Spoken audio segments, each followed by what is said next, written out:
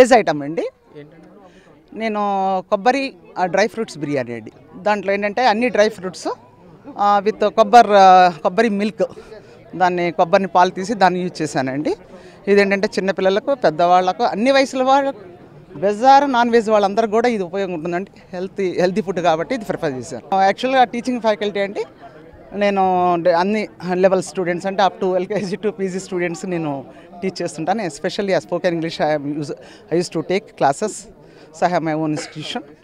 So I use to take classes, spoken English classes for especially competitive going children. చాలా బాగుంది. మమ్మల్ని అందరూ కూడా మీరు పెద్దవాళ్ళని కూడా చిన్నవాళ్ళుగా చేశారు.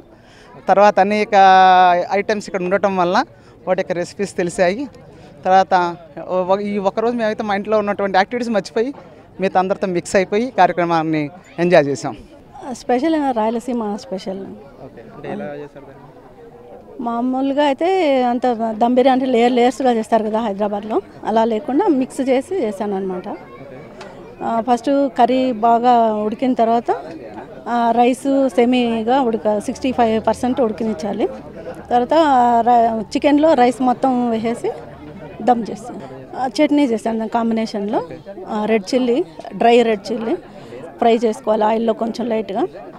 పక్కకు తీసుకొని టమాటాలు కూడా అందులోనే ఆయిల్లో ఫ్రై చేసుకోవాలి.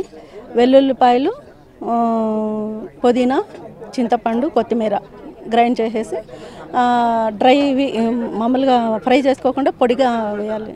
ఆనియన్స్ టేస్ట్ కోసం. అనుకోలేదు అంటే చాలామంది ఉంటారు కదా. అదే థ్యాంక్ యూ. సో హ్యాపీగా ఉంది.